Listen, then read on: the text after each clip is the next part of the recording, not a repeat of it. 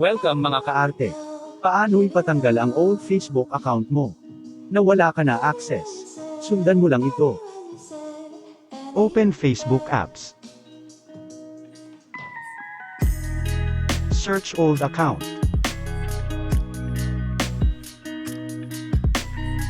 Pindutin ang tatlong tuldok.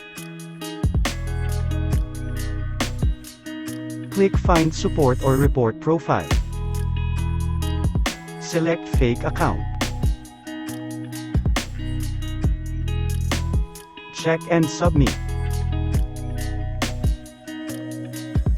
Next. Done.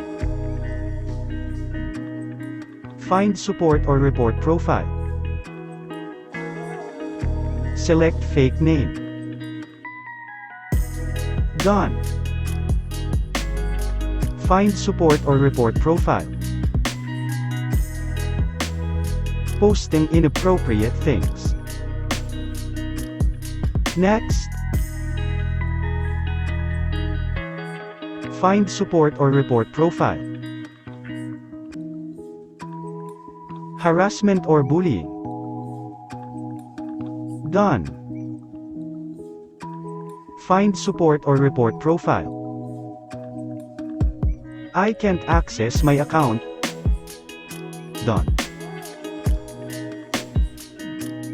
Find Support or Report Profile.